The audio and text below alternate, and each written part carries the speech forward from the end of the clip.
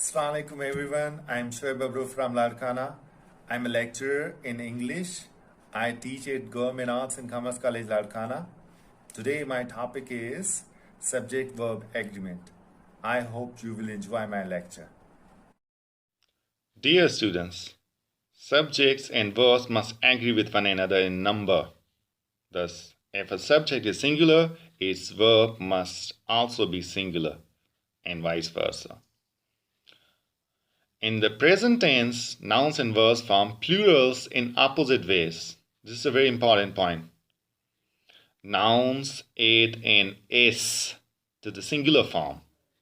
Verbs remove the S from the singular form. The examples are: the dog chases the cat. Here the dog is singular without S, whereas chases contains S and is a singular verb. So the dog chases the cat is a grammatically correct sentence. The dogs chase the cat. Dear students, as you can see, the dogs is a plural subject and it requires a plural verb which is chase. So the subject, which is singular, takes singular verb, and the subject, which is plural, takes plural verb with or without S. However, these agreement rules do not apply to verbs used in the simple past tense without any helping verbs. The girl talked to me and the girls talked to me. Both are the sentences of simple past without any helping verb. That's why the agreement rules do not apply to them. The agreement rules do, however, apply to some other helping verbs when they are used with a main verb. Here, in some other examples, the girl has talked to me. Here is a girl, which is singular, and has, which is helping verb, and is also singular. So the agreement rules apply to other helping verbs when the sentence contains the main verb, or when they are used with a main verb. Here, the girl has talked to me. The auxiliary verb is used with the main verb talked. The girls have talked to me. Here the girls is plural. Have is also plural and is used with main verb. The agreement rules do not apply to has, have when used as the second helping verb in a pair. Here has and have are used as second helping verbs in a pair. The first helping verb is could. The girl could have talked to me. Here the girl is singular. The first helping verb is could and second is have. Then talked is the main verb. So the agreement rules do not apply here. The subject-verb agreement rules do not apply to any other helping verbs such as can, could, shall, should, may, might, will, would, or must. The girl could talk to me and the girls could talk to me. These two sentences show that Helping verbs of both these sentences are not subject to agreement rules. The subject-verb agreement rules apply to all personal pronouns except I and you. Dear students, it is important to bear in mind that subject-verb agreement rules are applicable to third person only. In case of first and second person, these rules do not apply. Here are some examples. He talks to the girl. We talk to the girl. Here, subjects and verbs agree. Whereas in case of first person or second person, these rules do not apply. I talk to the girl. Here, I is singular, whereas talk is plural. And another example, John, you talk to the girl. You is second person and is singular, and talk, its verb, is plural. Compound subjects create some problems for subject-verb agreement. The word compound means made up of two or more parts. Two or more words can be compounded or linked by joining them with any of three words like and, or, and nor. Compound nouns can function as compound subject. In some instances, a compound subject poses special problems for the subject-verb agreement.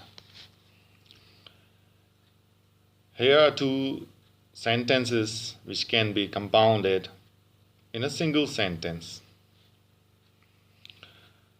The ranger sees a bear, the camper sees a bear.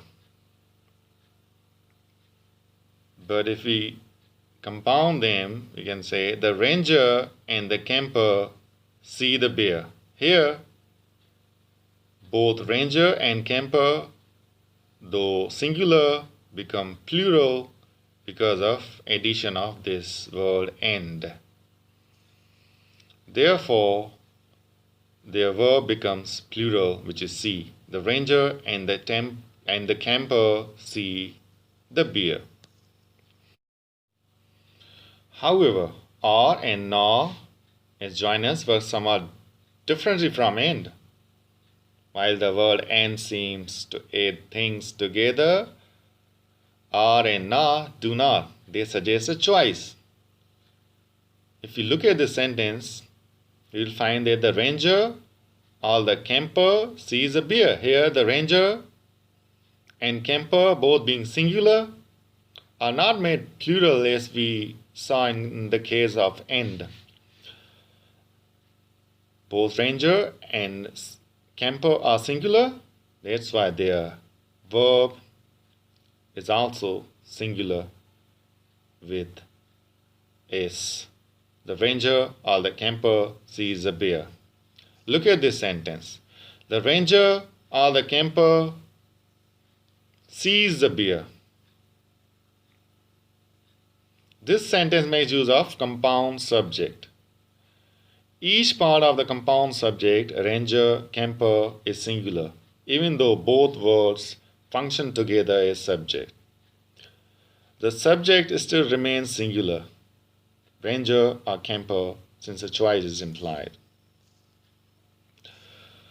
The compound subject therefore requires a singular verb to agree with it. But in another case, when we have got two plural subjects, the verb will also be plural even if it contains or and not and. Here is an example. The rangers or the campers see the bear. Here the rangers is plural with s,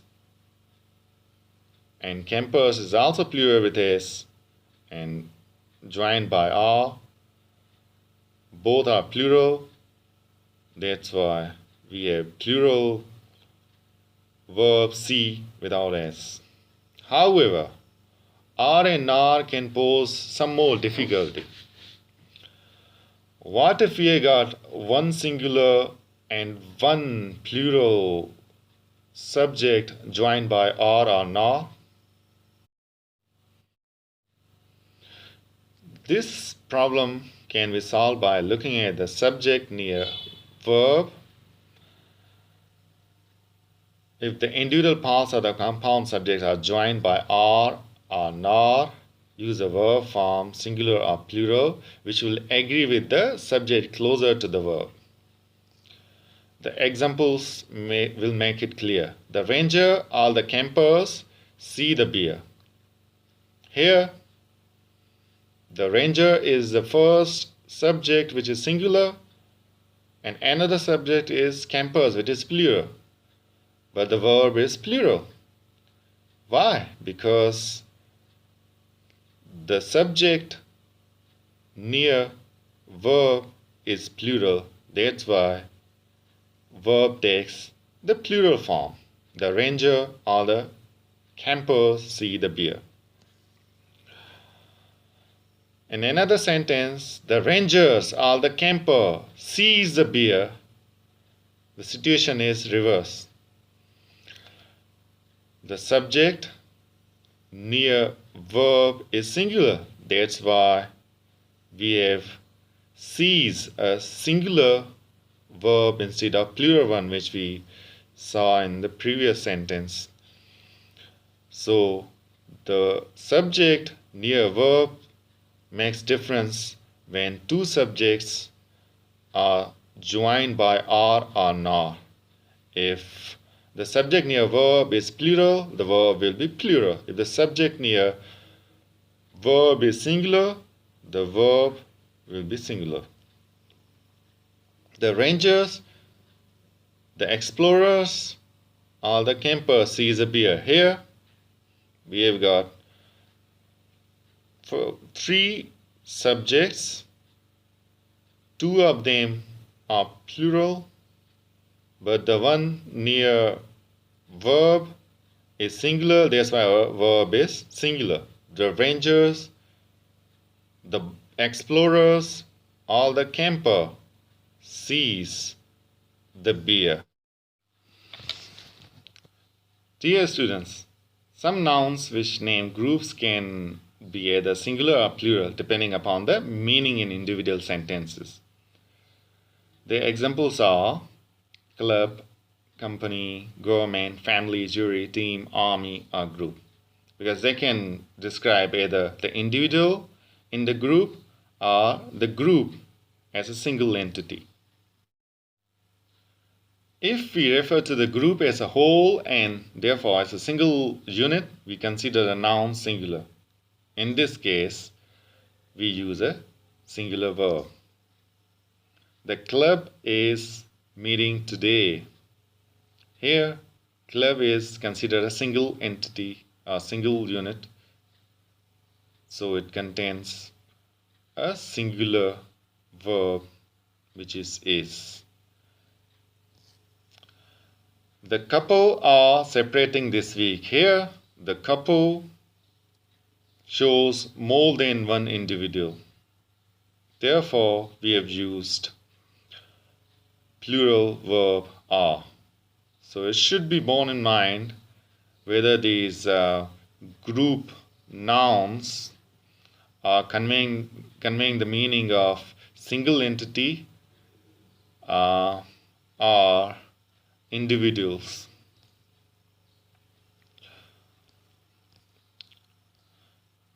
Of course, group nouns, like other nouns, can also appear in plural form, just as we say clubs, companies, governments, families, juries, teams. When used in the plural form, group nouns mean more than one group. Thus, it uses a plural verb. Here's an example. The clubs are having a meeting today. That means there is more than one group. So it is plural verb, which is are. The clubs are having a meeting today. Thus, there are three important subject-verb agreement rules to remember when a group noun is used as a subject. Rule number 1, group nouns can be considered as a single unit and thus take a singular verb. Rule number 2, group nouns can be considered as individual members within a single unit and thus take a plural verb. Rule number 3, group nouns can be given plural form to mean two or more units and thus take a plural verb. Some nouns are regularly plural in form but singular in meaning. News, measles, and months look plural but are singular. The examples are, the news looks good today. Here, the news is in plural form, but its meaning is singular.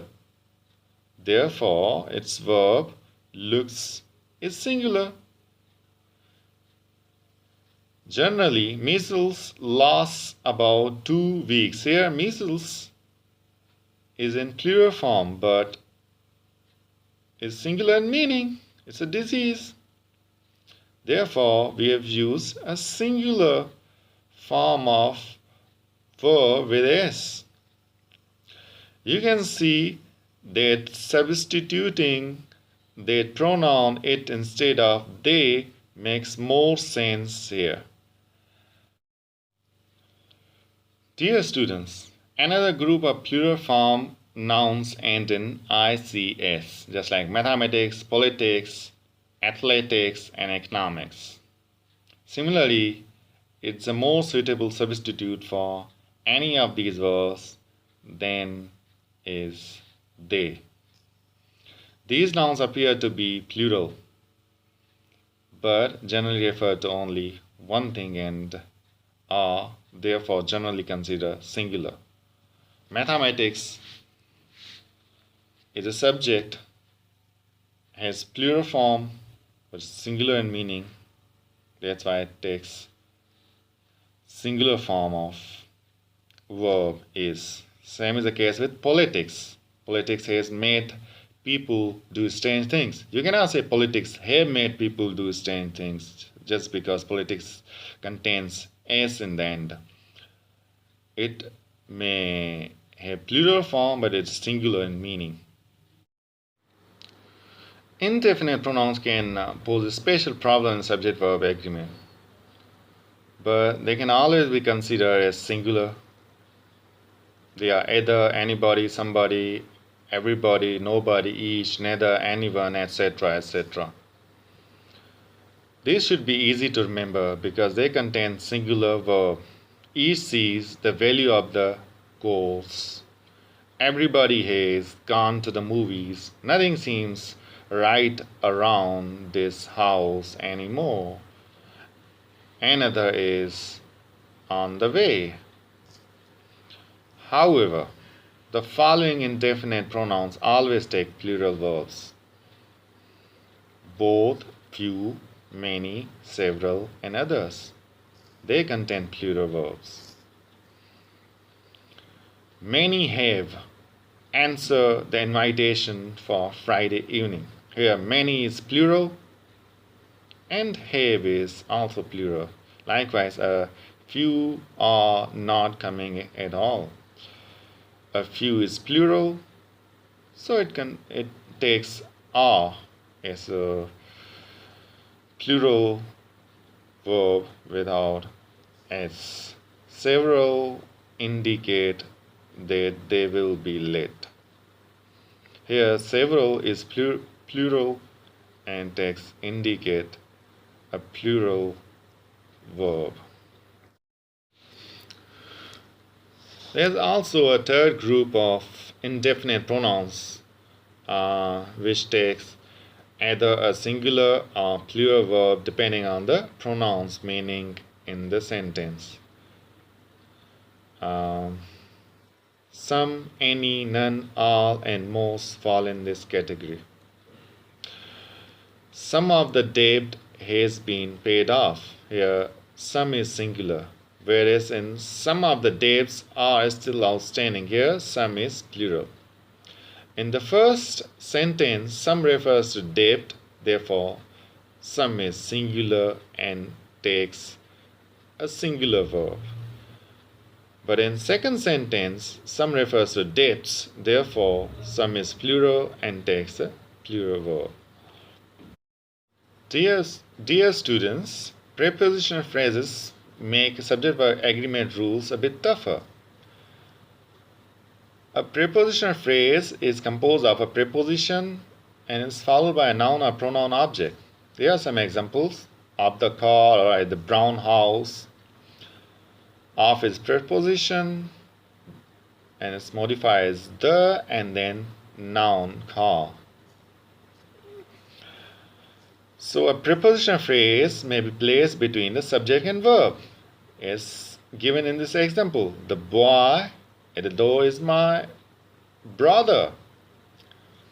Here, the singular verb agrees with the singular subject boy. But in second example, the car with many riders was speeding around the curve. Here, most of the students can confuse themselves by looking at riders, which is actually a prepositional phrase, and it does not affect subject-verb agreement rules. So the car with many riders was speeding around the curve. Car is a singular subject, was is the singular helping verb which agrees with car. If we are not careful, however, we may mistakenly label riders as a subject since it is nearer to the verb than car is. If we choose the plural noun riders, we will incorrectly select the plural verb were. So, had we used plural verb in the same sentence, it would have been a grammatical mistake. I beg your pardon. So, the right way is to agree subject with verb without worrying about the prepositional phrase, which can either be in singular or plural form. The indefinite pronoun exceptions considered in section taught before, which are some, many, none, all, and most. The number of these subject verbs is affected by a prepositional phrase between the subject and verb. A clause beginning with who, that, or which, and coming between the subject and the verb can also cause agreement problems, like the prepositional phrase as we discussed before. The who, that, which clause never contains the subject. The examples are a dog that loves its owner